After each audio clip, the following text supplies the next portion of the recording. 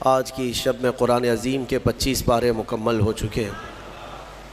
اللہ عز و جل قرآن کے بقیہ 5 پاروں کی تلاوت میں ہمیں آسانی عطا فرمائے۔ آج ہم نے کئی سورتوں کی تلاوت کی ہے، خصوصیت کے ساتھ سورہ شورا، سورہ دخان، سورہ زخرف، سورہ جاثیہ۔ آپ بہتر سمجھ سکتے ہیں شورا کسے کہتے ہیں۔ مشورہ کرنے والی جو جماعت ہوتی ہے اس کو شورا کہا جاتا ہے، اور یہ اللہ تبارک و تعالی امت مصطفیٰ صلی اللہ علیہ وسلم کی خصوصیت بیان فرما رہا ہے۔ وَأَمْرُهُمْ شُورَىٰ بَيْنَهُمْ، یہ رسول پاک کے غلاموں کی خصوصیت یہ ہے کہ وہ جو کام کرتے ہیں وہ مشورے سے کرتے ہیں، ان کا معاملہ شورا ہے۔ اور یہی نظام میرے مصطفیٰ کریم صلی اللہ تعالیٰ علیہ وسلم نے جو متعارف کروایا۔ پہلے تو بادشاہوں کا یہ نظام نہیں تھا، بادشاہ مشورے لینے کے محتاج نہیں ہوا کرتے تھے، اس کو کسر شان سمجھتے تھے۔ لیکن رسول کریم صلی اللہ تعالیٰ علیہ وسلم جو سید المعصومین ہیں اور سید الانبیاء، بلکہ اللہ تبارک و تعالیٰ نے ان کو ما کان و ما یکون کا علم عطا کیا، باوجود اس کے صحابہ اکرام کے درمیان ہر معاملے کو رکھتے تھے اور پھر پوچھتے تھے کہ تمہاری اس معاملے میں رائے کیا ہے۔ کئی معاملات ایسے ہیں، حتیٰ کہ بدر کے قیدیوں کے سلسلے میں حضور پاک صلی اللہ علیہ وسلم نے صحابہ سے مشورہ لیا، جنگ بدر سے پہلے مشورہ لیا، جنگ احد میں جانے کے لیے مشورہ لیا، جنگ خندق سے پہلے مشورہ لیا کہ کیسے جنگ لڑی جائے۔ حضرت سلمان فارسی کے مشورے پر خندق کھودی گئی، حدیبیہ کے موقع پر مشورہ لیا گیا۔ حضور اکرم صلی اللہ تعالیٰ علیہ وسلم نے اس کو ایک مضبوط نظام متعارف فرمایا دنیا میں کہ شورا جو ہے یہ اسلام کا خاصہ ہے، اور اللہ تبارک و تعالیٰ اس میں برکت نازل فرماتا ہے۔ ہو سکتا ہے میں 10 لوگوں میں آپ کے ساتھ بیٹھا ہوں، آپ کی نظر میں ہو سکتا ہے میں جانکار ہوں اور سب لوگ یہ سمجھ کر کے خاموش بیٹھیں کہ ان کو تو سب معلوم ہوگا۔ ایسا نہیں ہے، بلکہ بسا اوقات ہمارے ذہن میں جو چیز نہیں ہوتی اللہ تعالیٰ کسی چھوٹے بچے کے ذہن میں وہ بات ڈالتا ہے، عام کسی بندے کے دل میں وہ بات پیدا کی جاتی ہے۔ اسی لیے مشورے میں برکت ہے۔ اس کے میں آداب بتاتا ہوں۔ مشورہ ایک پورا مکمل ایک ٹاپک ہے۔ رسول پاک صلی اللہ تعالیٰ علیہ وسلم نے بدر کے قیدیوں کی گرفتاری کے بعد صحابہ سے پوچھا ان کے بارے میں کیا کیا جائے۔ حضرت عمر فاروق رضی اللہ تعالیٰ عنہ نے عرض کیا کہ آقا ان کو کاٹ کر کے جلا دیا جائے، مارے ان کو، اس لیے کہ انہوں نے صحابہ کو بہت تکلیف دی ہے، صحابہ کو شہید کیا، پتھر مارے، مسلح کیا ہے، ٹکڑے کیا ہے، اب ان کو کیوں چھوڑا جائے۔ پھر کسی نے الگ مشورہ دیا، حضرت ابوبکر صدیق نے وہاں مشورہ یہ دیا کہ یا رسول اللہ صلی اللہ علیہ وسلم ایسا کیوں نہ کیا جائے کہ ان سے فدیہ لیا جائے اور انہیں چھوڑ دیا جائے، شاید اس محبت میں یہ اسلام قبول کر لیں، ایمان لے آئے۔ حضور پاک صلی اللہ تعالیٰ علیہ وسلم کو حضرت ابوبکر کا مشورہ پسند آیا، اس پر عمل کیا گیا۔ 70 قیدی جو تھے ان سے فدیہ لیا جاتا تھا اور چھوڑا جاتا تھا۔ جس کے پاس نہیں تھا فدیہ دینے کی رقم کچھ نہیں تھی، ان سے کہا جاتا تھا اگر کوئی فن جانتے ہو تو 10 صحابہ کو وہ فن سکھا دو اور آزاد ہو جاؤ۔ حضور پاک صلی اللہ تعالیٰ علیہ وسلم نے یہ جو نظام قائم کیا، بھلا کوئی بڑی سلطنت کا بادشاہ اپنے وزیروں سے سپاہیوں سے کیوں مشورے لے گا؟ دنیا یہ سمجھتی ہے آج جو نظام ہے، آپ دیکھ رہے ہوں گے پارلیمنٹ ہے، پارلیمان ہے، یا پھر جہاں بیٹھ کر کے قانون پاس کیے جاتے ہیں، یہ سب نظام بہت بعد میں آیا ہوا ہے۔ یہ اسلام کی عطا ہے، اسلام کا دین ہے، ورنہ ہوتا یہ تھا کہ بادشاہ رات میں سویا، خواب میں ہی اسے کچھ سمجھ میں آ گیا تو صبح قانون بنا دے گا، کل سے یہ قانون ہے، میں نے خواب یہ دیکھا ہے، اس کو کوئی چیلنج بھی نہیں کر سکتا۔ آج بھی سعودی میں یہی تو ہوتا ہے، 1 سال میں ان کے 70 قانون بدلتے ہیں، آتے ہیں جاتے ہیں، کوئی بل پاس کرنے کی ضرورت نہیں۔ رات کے 12 بجے بادشاہ اعلان کر دیا، سارے ویب سائٹ میں چلا گیا، کل صبح سے 6 بجے یہ قانون سارے ڈپارٹمنٹ میں پہنچ گئے، یہ قانون۔ یہ شورا نہیں ہے۔ ہاں، یہ جو نظام پھر پارلیمانی قائم کیا گیا، یہ شورا کے بیس پر ہی قائم کیا گیا ہے کہ سب کی رائے لی جائے۔ اور پھر اس پر اتفاق کیا جائے۔ حضور پاک صلی اللہ تعالیٰ علیہ وسلم نے کئی مرتبہ ایسا ہوا کہ صحابہ سے مشورہ لیا۔ ایک بار مدینہ طیبہ جب تشریف لائے تو صحابہ کلمی کرتے تھے۔ کلمی کرنا جانتے ہیں؟ کھجوروں کے درختوں کو جوڑ دیا جاتا ہے، ایک نر اور ایک مادہ۔ کسان لوگ جانتے ہوں گے اس کو کیا کہتے ہیں، ہیبریڈ۔ شاید کسانوں کی زبان وہ جانتے ہیں کہ یعنی ایک میل اور ایک فیمیل درختوں میں بھی ہوتے ہیں، ان دونوں کو جوڑ دیا جاتا ہے تو بہت جلدی بڑھتے ہیں اور پھل اچھے دیتے ہیں۔ یہ جو کلمی کرنا اس کو کہتے ہیں۔ کھجوروں کے درختوں کو صحابہ کلمی کرتے تھے۔ میرے آقا صلی اللہ علیہ وسلم جب آئے، صحابہ نے حضور نے پوچھا یہ کیا کر رہے ہو؟ کہا ہم ان کا جوڑا لگاتے ہیں، جوڑا لگاتے ہیں، اور یہ دونوں جوڑ بہت جلدی بڑھتے ہیں، میل اور فیمیل۔ حضور پاک صلی اللہ علیہ وسلم نے فرمایا اس کی کیا ضرورت ہے؟ چھوڑ دیا صحابہ نے چھوڑ دیا۔ اس کے بعد پھر صحابہ کہتے ہیں وہ درخت بڑھے ہی نہیں، اور جن کو نہیں لگایا گیا تھا وہ پھل صحیح سے دیے نہیں ہیں۔ تو صحابہ آئے، عرض کرنے لگے یا رسول اللہ صلی اللہ علیہ وسلم ہم نے چھوڑ دیا تھا۔ میرے آقا نے فرمایا وہ تو ایک مشورہ تھا، حکم نہیں تھا کہ اس پر کرنا ضروری ہے، باقی اگر تم اس معاملے کو بہتر جانتے ہو تو پھر کیا کرو۔ نبی اکرم صلی اللہ تعالیٰ علیہ وسلم نے مشورے کے سلسلے میں یہ جو آداب بتائے ہیں، مشورہ جو ہے وہ حکم نہیں ہوتا، یعنی کسی کے اوپر زبردستی نافذ کرنا، امپلیمنٹ کرنا نہیں، اس کو مشورہ نہیں کہتے۔ حضرت ابو بکر صدیق رضی اللہ تعالیٰ عنہ کا ایک قول ہے، توجہ چاہتا ہوں۔ جب کوئی تمہارا بھائی تمہارے پاس مشورہ لینے آئے تو امانت داری کے ساتھ اللہ کو گواہ بنا کر اس کے لیے خیر کا مشورہ دو، خیر کا مشورہ دو، گمراہ مت کرنا۔ حضرت ابو بکر صدیق فرماتے ہیں کہ مشورہ دیا، پھر آنے والے نے مشورہ قبول کیا تو ٹھیک ہے، نہیں تو دو باتیں ہیں، اگر مشورہ صحیح نہیں دیا تھا تو اس آدمی میں خیر نہیں، اور اس نے مشورہ دے دیا تھا لیا نہیں تو اس آدمی میں خیر نہیں، دو میں سے کسی ایک میں خیر نہیں۔ اچھا مشورہ لینے سے کترایا، پیچھے ہٹ گیا تو گویا کہ اس آدمی میں خیر نہیں ہے۔ اب یہاں پر یہ بحث گنجھلک نہ ہو جائے، میں تھوڑی سی وضاحت کر دیتا ہوں۔ اس کی کیٹیگری ہے، مشورہ جو ہے کس سے کرنا چاہیے کس سے نہیں کرنا چاہیے، اس کے بھی آداب ہیں۔ ہاں، آپ میڈیکل سائنس کے اسٹوڈنٹ ہیں، آپ ڈاکٹریٹ کر رہے ہیں، بائیولوجی پڑھ رہے ہیں، اور کسانوں سے مشورہ کر رہے ہیں کہ اس میں آپریشن میں کیسے کروں، سکسیس کیسا ہوگا، پیٹ کا آپریشن، سر کا آپریشن، تو یہ کیسی بات ہے؟ یہ لا یعنی بات ہے۔ پھر کسان مشورہ دے گا، بڑا پھاوڑا لے لو، چھوٹی کدالی لے لو، پیٹ پھاڑو، اس کے فن کے مطابق جو چیز ہوگی اس سے مشورہ کیا جائے گا، اور تمہارے علم سے ریلیٹڈ جو لوگ ہوں گے ان سے مشورہ کیا جائے گا۔ اسی لیے سارے علوم کے اور سارے فنون کے متعلق آپ اتنا تو جانتے ہیں، طبیعت خراب ہے تو 4 ڈاکٹروں سے مشورہ لیا جاتا ہے، آپریشن فلاں کہہ رہا ہے، فلاں کہہ رہا ہے، سب سے مشورہ لے لیتے ہیں کہ کیا کرنا ہے۔ آپ جو ہے انجینئرز کے پاس جاتے نہیں، آپ کو اتنی خبر ہے، اگر کڈنی خراب ہے تو انجینئر کو نہیں دکھاتے، سب ڈاکٹروں سے مشورہ لیتے۔ گھر کی چھت میں لیکیج ہے تو ڈاکٹروں کو نہیں بلاتے کہ آؤ میری چھت کو ایک انجیکشن لگا دو، آپ کو پتہ ہے، پھر انجینئر سے پوچھتے ہیں، کئی لوگوں سے مشورے لیتے۔ اتنا سینس سب کو ہے کہ جس فیلڈ کی بات ہوگی اس کے ماہرین سے ہی مشورہ لیا جائے گا، لیکن افسوس ایک بات کا ہے کہ دین کے معاملات میں اس کا خیال نہیں رکھتے لوگ۔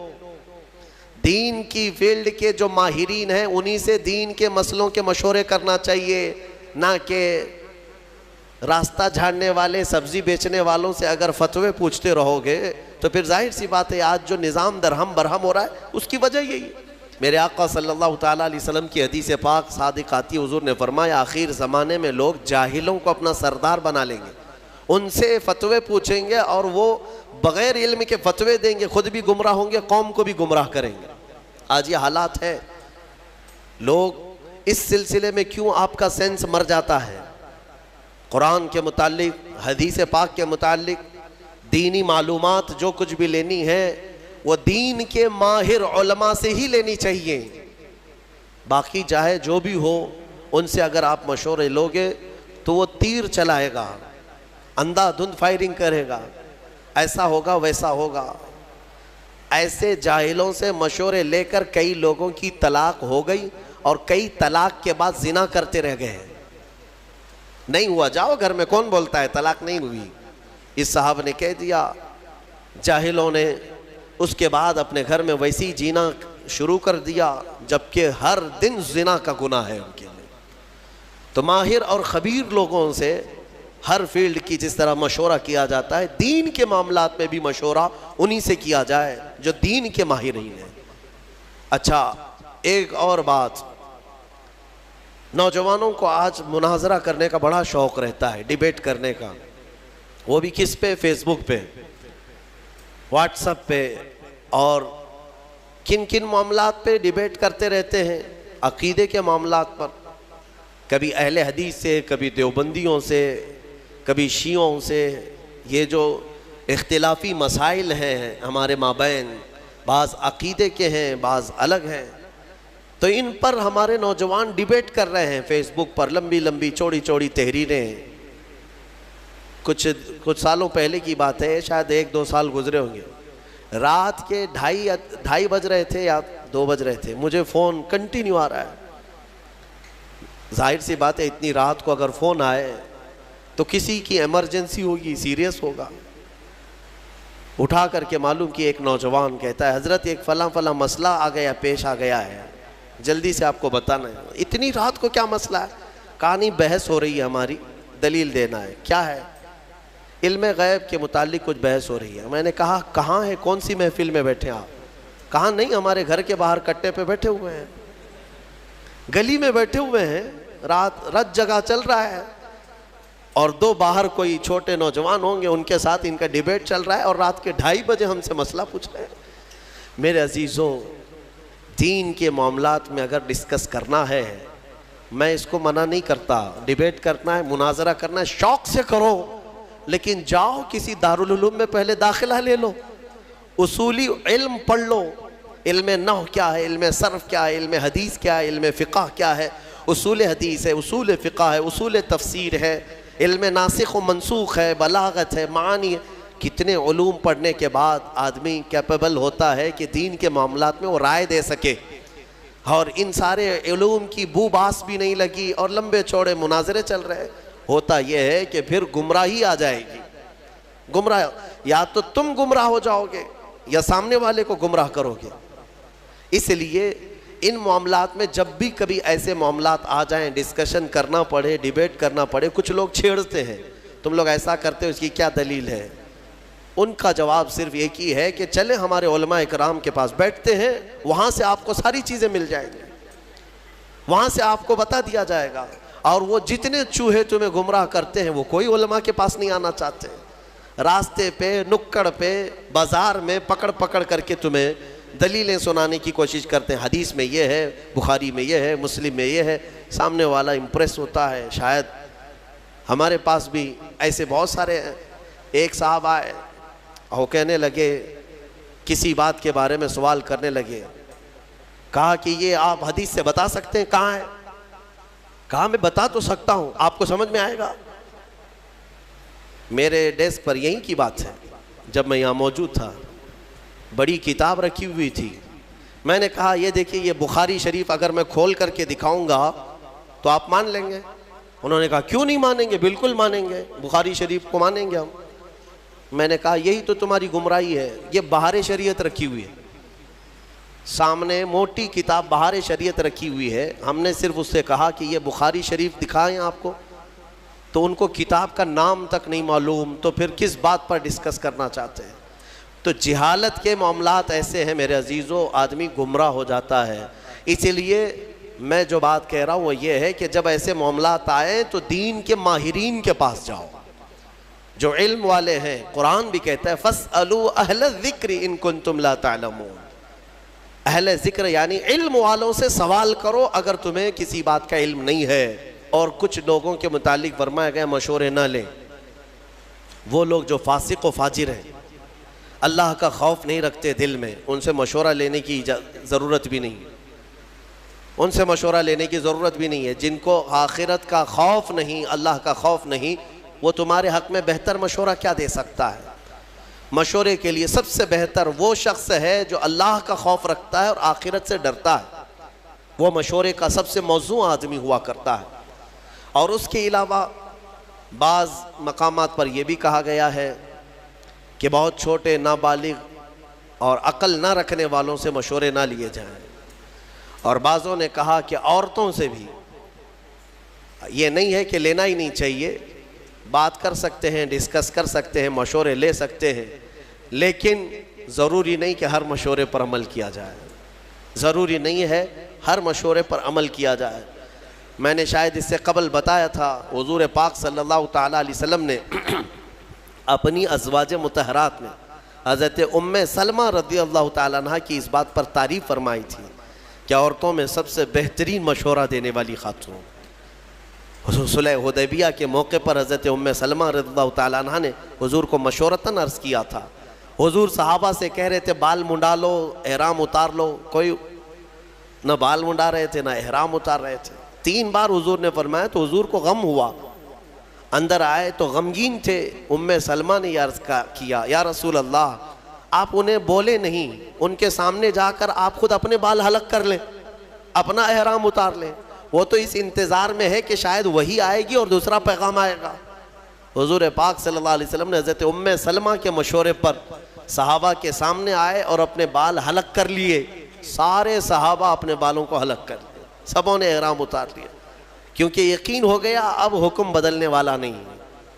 تو یہ مشورے کے آداب آپ سیکھیں، اور پھر نظام جو ہے مشورے سے ہی چلتا ہے۔ حضور پاک صلی اللہ تعالیٰ علیہ وسلم جب بڑے بڑے معاملات بھی ہوتے تو صحابہ کو جمع کرتے، مشورہ کرتے۔ مشورے کی ایک دوسری خصوصیت یہ بھی ہے کہ کام ہونے سے قبل اگر کوئی اہم کام ہے تو فرمایا گیا کہ ایسوں سے مشورہ کرو جو تمہارے راز کا امانت دار ہو، رازوں کا امین ہو، اس سے مشورہ کرو۔ یعنی آج تم مشورہ کرنے کے لیے گئے، مشورہ تو دے دیا اور اس نے پھر جا کر کے طبلہ بجانا شروع کر دیا، میرے پاس آیا تھا فلاں ایسا کیا ہے ویسا کیا ہے۔ اس چیز کو بھی غلط ٹھہرایا گیا ہے۔ مشورہ راز کے امانت داروں سے بھی کیا جائے، کیونکہ بہت سارے معاملات ایسے ہوتے ہیں جن میں مشورہ کرنے کے بعد راز کو رکھنا بہت ضروری ہوتا ہے۔ حضور پاک صلی اللہ علیہ وسلم نے اس کی اہمیت کے لیے جانتے، میں نے کل یا پرسوں بنو نذیر کے بارے میں بتایا تھا، یہودیوں نے جو دھوکہ دیا تھا مدینے والے، پھر ان کے ساتھ کیا ہوا تھا پتہ ہے؟ حضور پاک صلی اللہ علیہ وسلم مدینے میں آئے، مسجد نبوی میں رات کو مشورہ لیا صحابہ سے کہ کیا کریں اب ان کے ساتھ۔ الگ الگ مشورے ہوئے کہ انہوں نے ہتھیار ہمارے خلاف اٹھائے ہیں تو ہم بھی ان کے خلاف ہتھیار اٹھائیں گے، کیونکہ دھوکے کی بہت بڑی سزا ہے۔ یعنی جیسے یوں سمجھ لیں کہ دیش ویرودھی ہے وہ، مدینے کی خرابی کے بارے میں جو لوگ سوچے تھے ان کی سزا تھی۔ صحابہ کے مشوروں سے اتفاق یہ طے پایا کہ ان یہودیوں کے جو بوڑھے ہیں ان کو جلا وطن کر دیں گے، شہر بدر کر دیں گے، اور جو جوان ہیں انہیں مار دیا جائے گا۔ تو یہ طے پایا اور حضور نے فرمایا اس کو راز میں رکھا جائے۔ سارے جو صحابہ تھے سبوں نے آمنا صدقنا کہا اور چلے گئے۔ یہودیوں کو پتا تھا ہمارے بارے میں کچھ آج میٹنگ ہو رہی ہے مسجد نبوی میں۔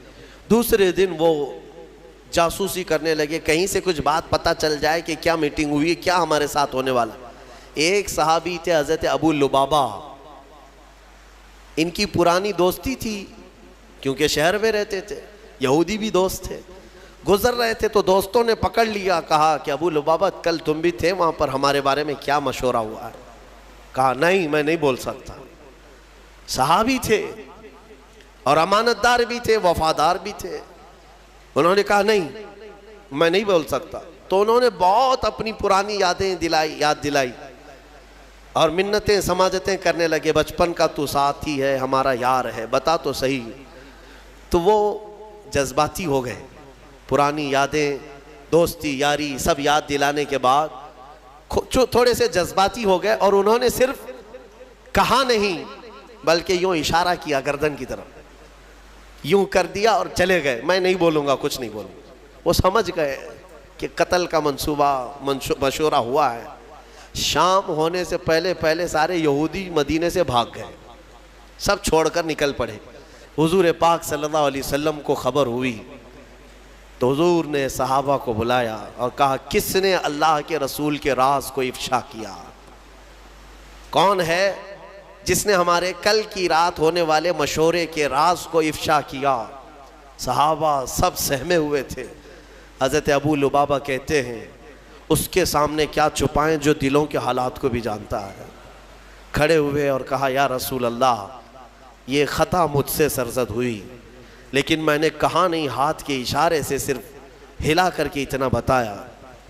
تو حضور پاک صلی اللہ تعالیٰ علیہ وسلم اتنے ناراض ہوئے، اتنے غضبناک، کہ صحابہ کے درمیان میرے آقا نے اعلان کر دیا، آج کے بعد سے نہ ابو لبابہ کو کوئی سلام کرے گا، نہ مصافحہ کرے گا، کوئی بات چیت بھی نہیں کرے گا، مکمل بائیکاٹ۔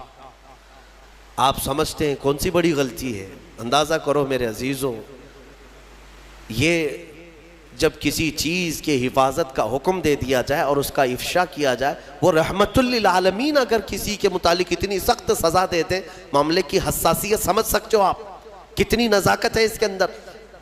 اور حضرت ابو لبابہ کہتے ہیں، سارے صحابہ حضور کی ایک بات پر سر جھکا لیتے، اب سب سامنے سے گزرتے تھے، کوئی بات نہیں کرتا تھا، نہ حضور پاک ان سے مصافحہ کرتے، نہ سلام کلام، کچھ نہیں۔ اب ظاہر سی بات ہے ان کے لیے یہ موت سے بڑی سزا تھی، مدینے میں رہتے ہوئے بہت سخت حالات تھے، یہاں تک کہ ان کی سگی بیوی وہ بھی بات نہیں کرتی تھی، کھانا وقت پر لا کر دے دیتی تھی لیکن بات نہیں کرتی تھی، رسول پاک نے منع فرمایا ہے۔ صحابہ اکرام تھے، صحابہ، حضور پاک صلی اللہ علیہ وسلم کے اس اعلان کے بعد ابو لبابہ نے اپنے آپ کو مسجد نبوی کے کھمبے سے باندھ لیا تھا، رسی سے، اور اپنی بیوی سے کہا تھا، مجھے اس وقت تک باندھے رکھو جب تک میری توبہ قبول نہ ہو جائے، اللہ تعالیٰ جب تک مجھے معاف نہیں کرے گا تب تک مجھے کھولنا نہیں۔ ان کو باندھا گیا، نمازوں کے وقت کھولا جاتا تھا، کھانا دیا جاتا تھا، حاجتیں کرتے پھر باندھے جاتے تھے۔ 40 دن گزر گئے ان کے، یا 1 مہینے کے قریب، اتنا لمبا عرصہ وہ رسی سے بندھے رہے۔ پھر رب ذوالجلال نے وہی فرمائی اپنے حبیب پاک صلی اللہ علیہ وسلم۔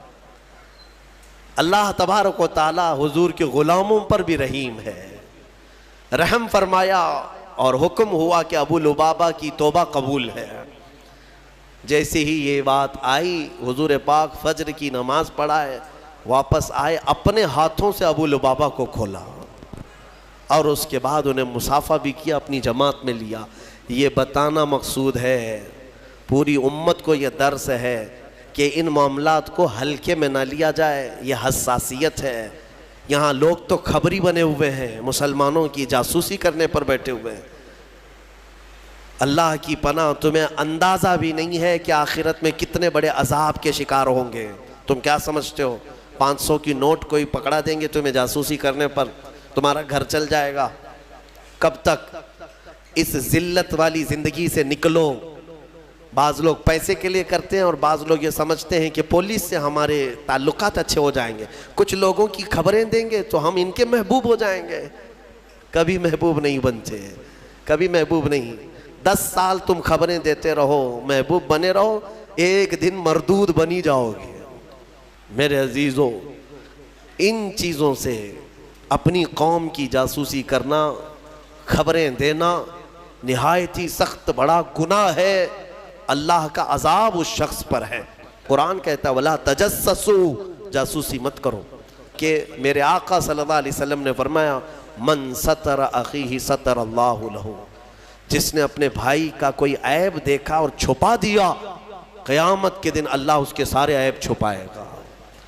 تو ان چیزوں پر عمل کریں۔ بہرحال یہ مشورے کے سلسلے میں گفتگو تھی، بات جو عرض کرنی تھی وہ یہ ہے کہ ایک آیت ہم نے آج تلاوت کی۔ اللہ فرماتا ہے من کان یرید حرث الآخرۃ نزد لہ فی حرثہ، جو آخرت کی کھیتی ہم سے مانگتا ہے ہم اس کی کھیتی میں بہت اضافہ کر دیتے ہیں۔ ومن کان یرید حرث الدنیا نؤتہ منہا، اور جو ہم سے دنیا کی کھیتی مانگتا ہے ہم اسے بھی دیتے ہیں۔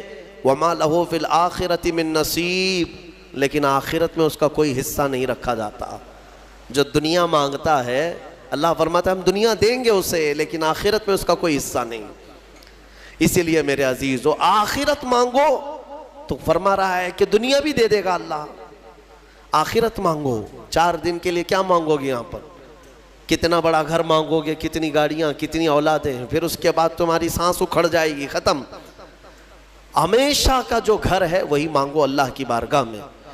اور اگر دنیا مانگنا بھی ہے تو اللہ کی بارگاہ میں یوں مانگو جیسے اس نے خود سکھایا ہے، ربنا آتنا فی الدنیا حسنہ وفی الآخرۃ حسنہ، اے ہمارے رب دنیا میں جو سب سے اچھی چیز ہے وہ مجھے عطا کر، اور آخرت میں جو سب سے اچھی چیز ہے وہ مجھے عطا کر، وقنا عذاب النار، اور دوزخ کے عذاب سے ہمیں بچا لے۔ کیا اچھی چیز مانگو گے؟ اس کی تفسیر میں فرمایا گیا دنیا کی سب سے اچھی چیز کیا ہے؟ آپ گیس کرو، آپ کے دماغ میں کیا ہے؟ ایک بڑا محل، بہت سارا مال، بڑی جائیداد۔ دنیا کی سب سے اچھی چیز کیا ہے؟ حدیث پاک میں ہے المرأة الصالحہ خیر متاع الدنیا، پورے دنیا کے سامان میں اگر سب سے اچھی چیز کوئی ہے تو نیک بیوی کا مل جانا۔ نیک بیوی اگر کسی کو ملی ہے آدھی دنیا ملی ہے اس کو۔ حدیث پاک کی بات میں کہہ رہا ہوں۔ تو دنیا جب مانگی جائے تو نیک و صالح عورت کی تمنا کرنا یہ آدھی دنیا مانگنے کے برابر ہے۔ حقیقت ہے میرے عزیزوں، وہیں سے تمہاری نسل ہے، وہیں سے تمہارا گھر ہے، وہیں سے سب کچھ ہے، حتیٰ کہ تمہارے دماغ کا بھی سارا سکون یا برباد ہونا سب وہیں سے کنیکشن ہے۔ دیکھ لو ایک بار، بہت سارے لوگ جو شادی شدہ ہیں اس کو آزماتے ہوں گے یا محسوس کرتے ہوں گے، زندگی پھر جڑ جاتی ہے، کوئی کام میں وہ تنہا نہیں ہے، ہر چیز میں ساتھ ساتھ ہے۔ اور اگر ساتھ والی جلاد ہے تو پھر اس کی یہ آدھی جہنم یہی ہے، اس کی آدھی جہنم یہی ہو جاتی اگر جلاد مل گئی، کیونکہ اس کے دماغ پر اثر ہے، اس کے بزنس پر اثر ہے، دوستوں پر اثر ہے، رات کو سویا نہیں، دن بھر بک بک کرتا رہے گا، اور پھر اس کے بعد سگریٹ کی عادت، بیڑی کی عادت، پھر نشے کی عادت، پھر اس کے بعد نہ جانے کون کون سے راستے اختیار کرتا ہے۔ اگر خاتون صحیح نہ ہوئی تو اس نے اپنی زندگی آدھی تباہ کر لیا، اور اگر نیک ہوئی اللہ تعالیٰ نے بہت بڑا انعام تمہیں دے دیا، بہت بڑا انعام دیا۔ میں نے حضرت علامہ ارشد القادری رحمۃ اللہ علیہ بڑے مناظر ہیں، ان کی بہت ساری کتابیں ایسی ہیں جو آج پوری دنیا میں مشہور ہیں، کتابیں جو انہوں نے لکھا، زلزلہ، زیر و زبر، بہت ساری۔ ایک کوئی کتاب ہے جس کتاب کو انہوں نے انتصاب جو کرتے ہیں نا، کتاب لکھنے کے بعد شروع میں کسی کے نام پر کیا جاتا ہے، میں اپنے پیر کے نام پر یہ کتاب کر رہا ہوں، غوث پاک کے نام پر، غریب نواز کے نام پر کتاب کو منسوب کرتے ہیں۔ انہوں نے ایک کتاب اپنی بیوی کے نام منسوب کیا، تو اس کی وجہ انہوں نے بتایا کہ اگر میری بیوی کا تعاون نہ ہوتا تو میں اتنے دین کی خدمات کر ہی نہیں سکتا۔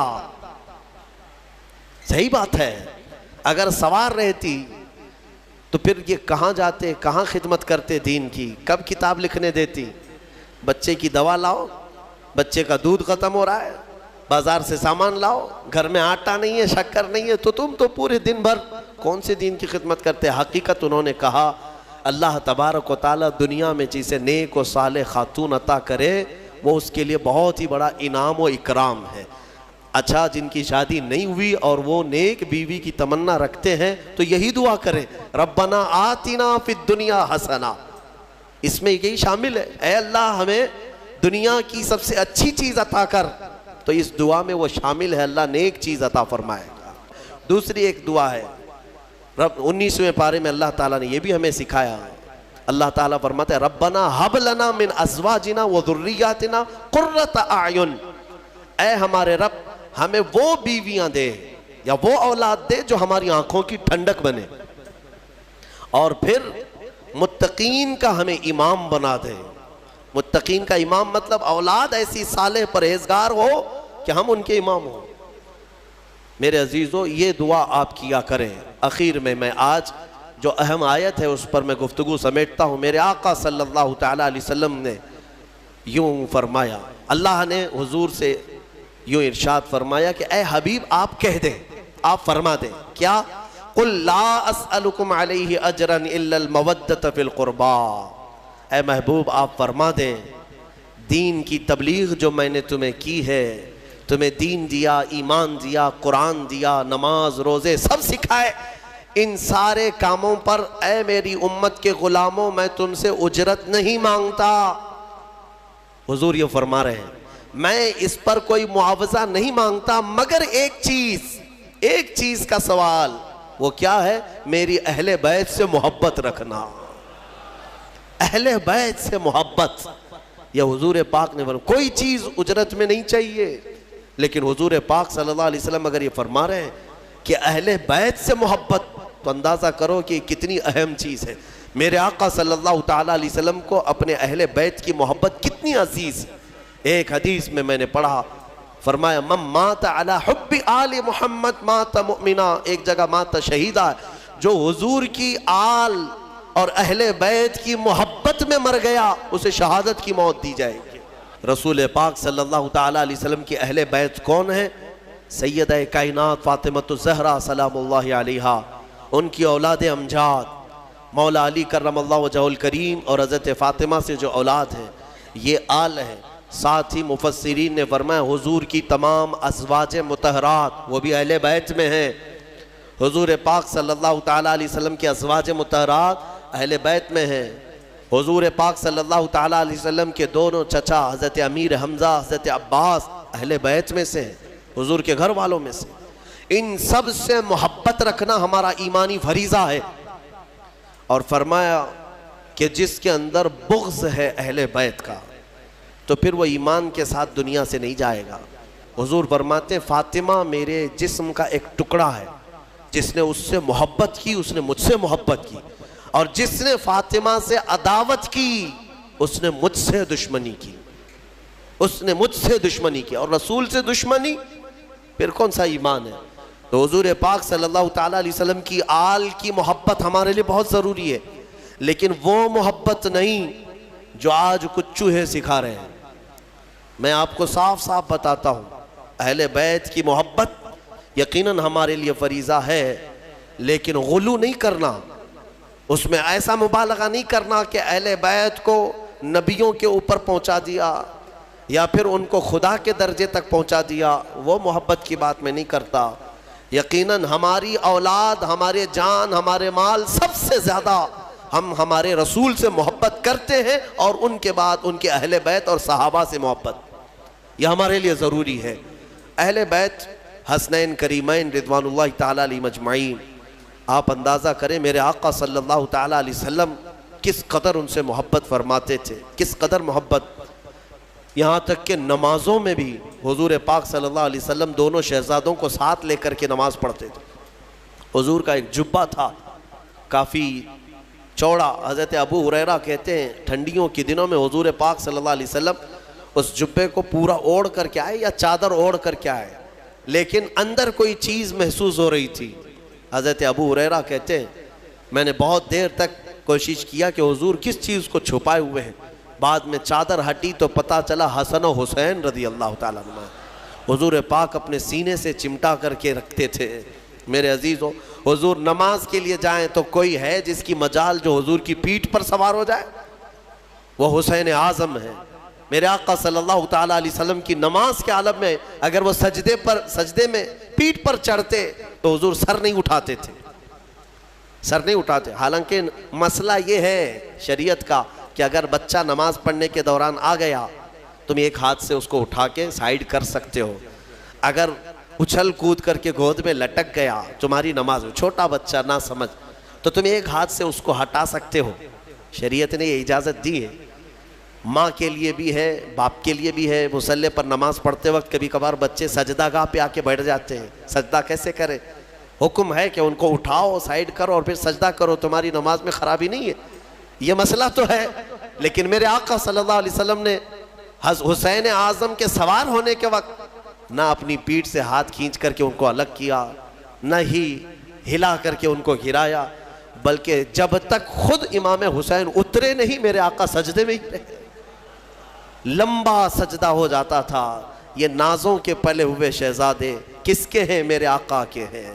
اور پھر فرمایا میرے آقا نے کہ جنت کے پھول جس کو ریحان کہا جاتا ہے، سب سے زیادہ خوشبو ان پھولوں کی ہوتی ہے۔ میرے آقا صلی اللہ علیہ وسلم فرماتے ہیں جنت کے وہ ریحان کوئی دنیا میں ہے تو وہ حسن و حسین ہے۔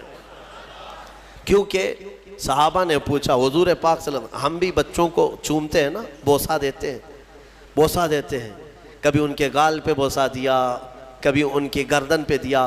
حضور پاک صلی اللہ تعالیٰ علیہ وسلم اپنے نواسوں کو بوسہ نہیں سونگھتے تھے، یوں گردن کے پاس قریب لے جا کر سونگھتے تھے اور چہرے کو سونگھتے تھے۔ بوسہ لیتے ہیں نا، چومتے ہیں، چومنا بھی ثابت ہے، بوسہ لینا بھی ہے، لیکن سونگھتے تھے۔ صحابہ کہتے کہ یا رسول اللہ صلی اللہ علیہ وسلم آپ ان بچوں کو سونگھتے ہیں؟ کہا ہاں، یہ جنت کے ریحان ہیں، یہ ریحان ہیں، یہ میرے لیے دنیا میں جنت کے ان پھولوں میں سے ہیں، ان کی خوشبو سونگھی جائے گی۔ ان کے مقامات جس قدر بیان کریں وہ کم ہے۔ ہر سال محرم میں اہل سنت و جماعت کا یہ شیوہ رہا ہے کہ اہل بیت کی بارگاہ میں ہم ہر سال حاضری دیتے ہیں بیانات کے ذریعے۔ لہٰذا اے سنی مسلمانوں یاد رکھنا، اپنے اس چیز کو باندھ کر کے لے جانا، جینا۔ اب تو حضور پاک صلی اللہ تعالیٰ علیہ وسلم کی محبت کے بعد دو محبتیں شرط ہے تمہارے لیے، ایک حضور کے صحابہ کی اور دوسرے حضور کے اہل بیت کی۔ کسی میں کمی نہیں کرنا، نہ صحابہ کو گالی دینا، نہ اہل بیت کی کمی کرنا۔ کہیں ادھر سے ادھر ہو گئے گمراہ ہو کے مرو گے۔ نبی پاک صلی اللہ تعالیٰ علیہ وسلم کے گھر والوں کی جو عزت قرآن میں بیان کی، اللہ فرماتا انما یرید اللہ لیذہب عنکم الرجس اہل البیت ویطہرکم تطہیرا۔ بے شک اللہ یہ چاہتا ہے اے حبیب کہ آپ کے گھر سے ہر گندی چیز کو پاک کر دے، دور کر دے، اور تمہارے گھر والوں کو خوب پاک و ستھرا کر دے۔ اسی لیے حضرت فاطمہ کو کیا کہتے معلوم ہے؟ سیدہ طیبہ طاہرہ۔ طاہرہ کا مطلب ہوا نہایت ہی پاک۔ میں ایک آپ کو یہ بات دے کر کے رخصت ہوتا ہوں، اس بات سے آپ اندازہ کر لیں گے، مزے کی بات ہے۔ حضور پاک صلی اللہ علیہ وسلم گرمیوں کے دنوں میں دوپہر کے وقت حضرت ام سلیم ایک صحابیہ ہیں، ان کے گھر جاتے تھے، حضرت انس کے۔ ام سلیم یہ صحابیہ ہیں، خدمتگار تھی حضور کی۔ وہ کہتی ہیں کہ حضور جب میرے گھر آتے سوتے، گرمی زیادہ ہوتی تو پیشانی پر پسینے جمع ہوتے اور ٹپکنے لگتے۔ حضرت ام سلیم وہ پسینے کی بوندیں جمع کرتی تھی اور شیشی میں بھر لیتی تھی۔ ایک دن حضور پاک بیدار ہوئے، پوچھا ام سلیم یہ کیا کر رہی ہے؟ وہ کہتی ہیں یا رسول اللہ صلی اللہ علیہ وسلم اس کو میں حفاظت سے رکھتی ہوں، مدینے میں جب بھی کسی کے گھر میں شادی ہوتی ہے تو دلہنوں کو ہم یہ عطر کے طور پر لگاتے ہیں۔ اللہ، صحابہ کا عقیدہ ہے دلہنوں کو عطر کے طور پر، اور اس میں جو خوشبو ہے وہ کسی بھی خوشبو میں نہیں آتی، نہ کستوری میں، نہ مشک میں، نہ عنبر میں، کسی میں نہیں۔ یہ جو پسینے کی خوشبو ہے صحابہ لگائے۔ جو بات میں کہنے جا رہا ہوں توجہ۔ اب محدثین فرماتے ہیں جن دلہنوں کو حضور پاک کا پسینہ لگایا گیا تھا شادی میں خوشبو کے طور پر، وہ تو ان کو لگایا ہی گیا، لیکن ان کے جو بچے پیدا ہوئے ان بچوں میں بھی وہ خوشبو آتی تھی، بچوں کے بچوں میں بھی آتی رہی، کئی سالوں تک یہ خوشبو منتقل ہوتی رہی۔ جن دلہنوں کو وہ پسینہ لگایا گیا تھا، پسینے کے قطرے جنہیں لگائے گئے ان کی اولاد خوشبودار ہوئی، اور جن کے جسم میں خود میرے رسول پاک کا خون دوڑ رہا ہو وہ حسن و حسین کی خوشبو کا عالم کیا ہو سکتا ہے؟ اسی لیے ہمارے امام اعلیٰ حضرت فاضل بریلوی فرماتے ہیں واللہ جو مل جائے میرے گل کا پسینہ، مانگے نہ کبھی عطر نہ پھر چاہے دلہن پھول، کیا بات رضا اس چمنستان کرم کی، زہرا ہے کلی جس میں حسین و حسن پھول۔